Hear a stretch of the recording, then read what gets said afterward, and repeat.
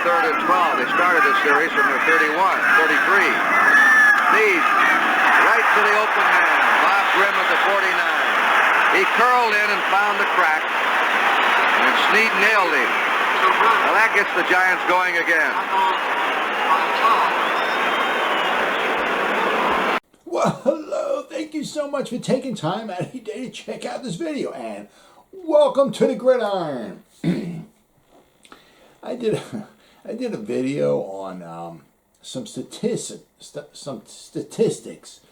that the defense should improve on in the 2021 season.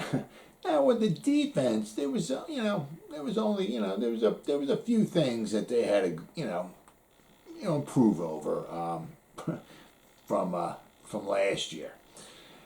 The title of this video is some statistics that the offense needs to improve on from last year, and wow, there's a lot of them.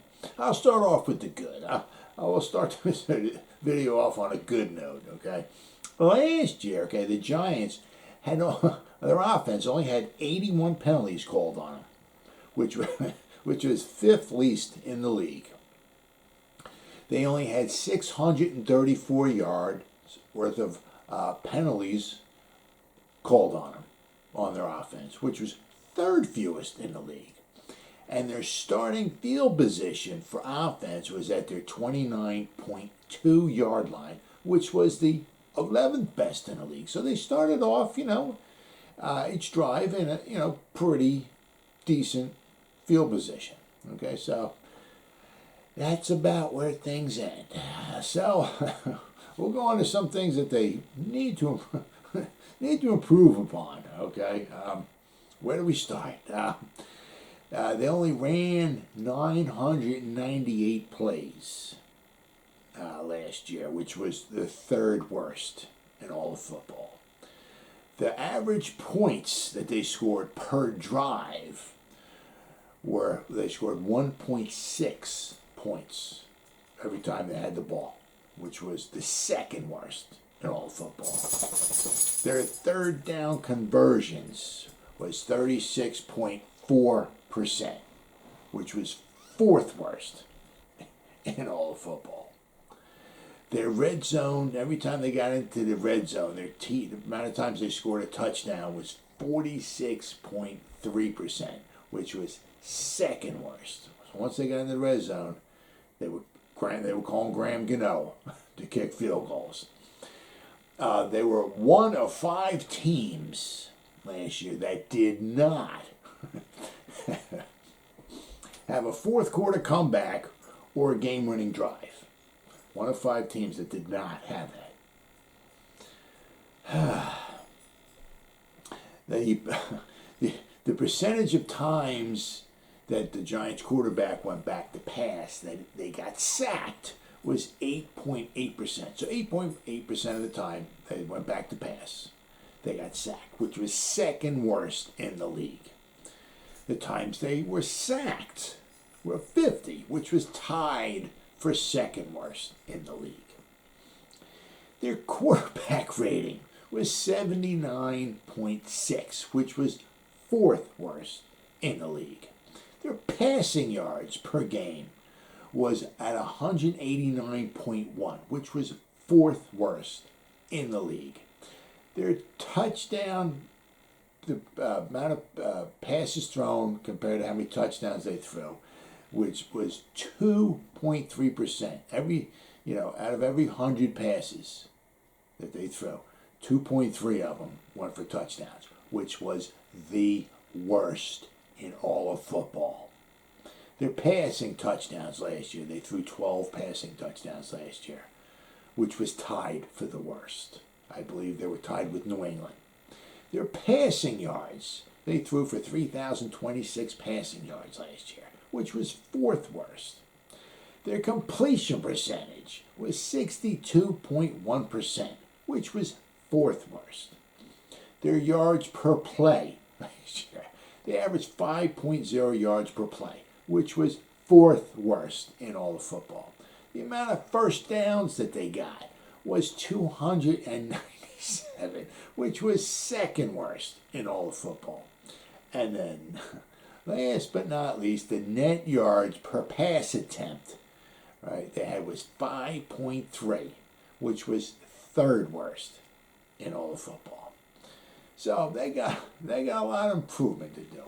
One thing that they did do, okay, which was kind of, in the middle, but for them would be pretty good, was they averaged 4.4 yards per rushing attempt, which was only 13th best in all of football. But when you look at all those passing stats that they had, which were absolutely horrible, 4.4 yards per rushing attempt, and it being 13th best in the league, that's a little positive.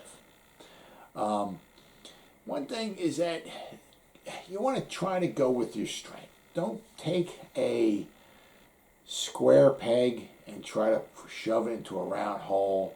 I mean, if you got, like Shane Lemieux, he's a better run blocker than a pass blocker. You got guys that can gel together, offensive line, and become a better, more productive run blocking unit. Go start with that. Work with what you got, and then the other stuff will start falling into place.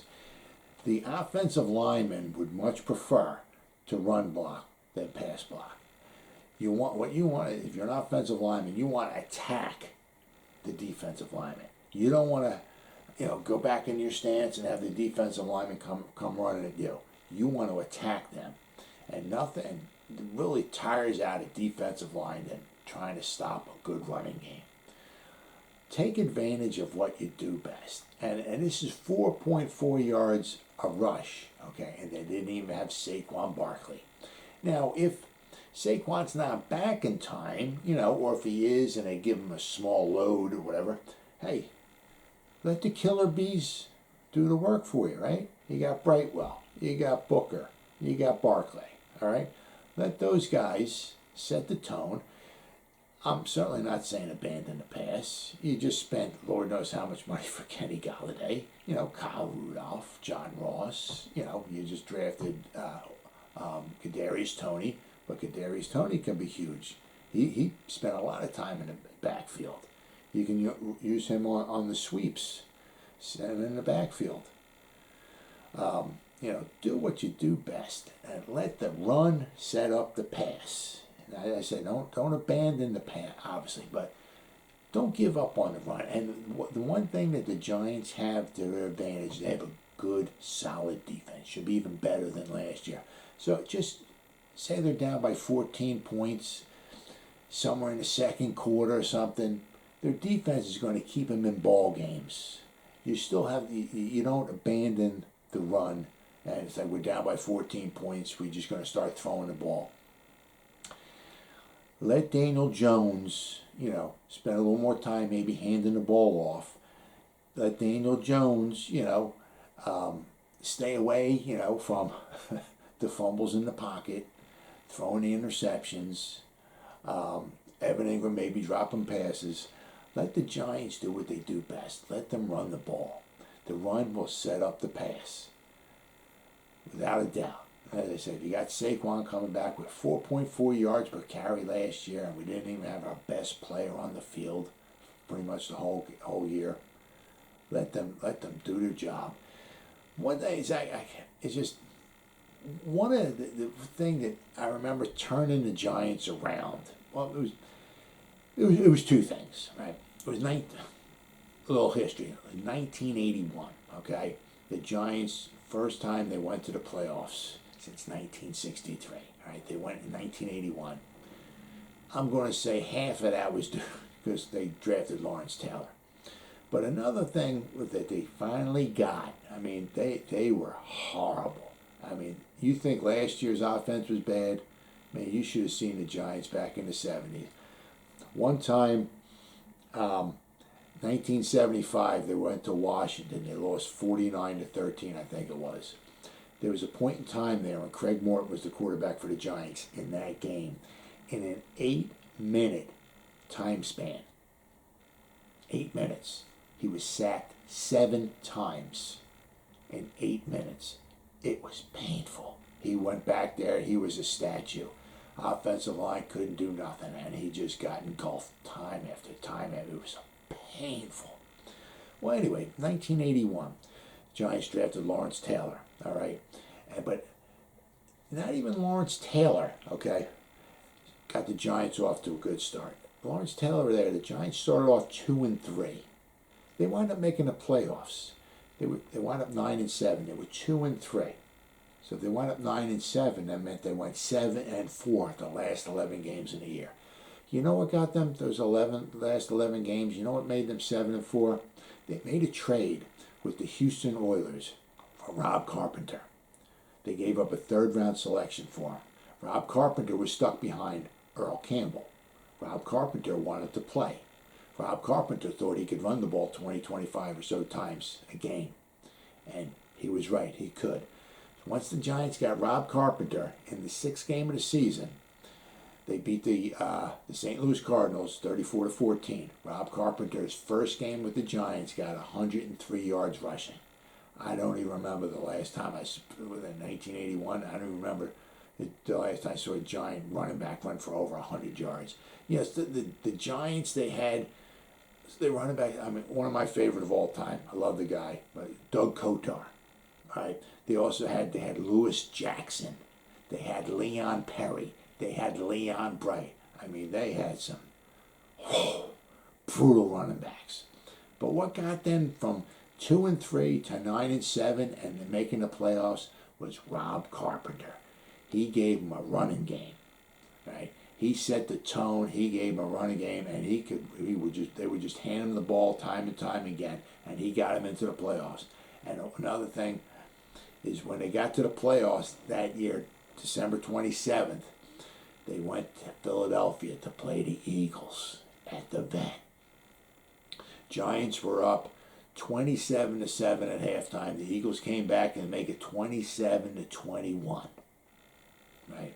There was 2 minutes and 37 seconds left to go in the game when the Giants got the ball back. The Eagles scored. The Giants got the kick. 2:37 left to go in the game around their own 30-yard line. Rob Carpenter ran the ball 4 times. The Eagles had two timeouts and a 2-minute warning. Rob Carpenter ran the ball 4 straight times, got 2 first downs, and they ran the clock out. I never, ever can remember I started watching since 1970. From 1970 to 1981, I don't think I ever remember the Giants. There was 3 things that you could depend upon back in the 70s. 1, death. 2 was taxes. The third was that if the Giants had a lead, 1 score or less lead, with about a minute, 2, 3 to go, whatever it was, they were going to give it up and they were going to lose. You can count on it. Well, the Giants, that time, they needed to run the clock out. And the first time, pretty much ever, that I can remember the New York Giants running the clock out was in that playoff game. The Eagle fans were going crazy. They just scored to close the game to 27-21. Wilbert Montgomery ran in from 1 yard out. 2 minutes, 37 seconds left to go, and the Giants had the ball. The Eagles had 2 timeouts and a 2-minute warning. The Giants ran it 4 straight times. The Eagles couldn't stop them. You know why? Because they were tired. Rob Carpenter that game ran the ball 33 times for 161 yards. The Giants ran the ball over 40 times that game. Scott Bruner, the quarterback for the Giants, threw 3 touchdown passes that game. He completed 9 passes out of 14 attempts. He threw the ball 14 times in the whole game because the Giants were able to run the ball. And when it counted at the end of the game and they had to get a first down, or actually they had to get 2, the Eagles' defense couldn't stop them because they were too tired. So let the Giants run the ball, let them set the tone, and if you can run the clock, run the ball, it'll set up everything else, and the other team's defense will get tired, and you'll be able to control the game. Let Saquon, let the 3 killer bees, Booker, Brightwell, and Barkley, let them do their thing. And all the other statistics will take care of themselves. Well, as always, people, thank you so much for taking time any day to check out this video. You guys stay safe out there, and go Giants! Woo!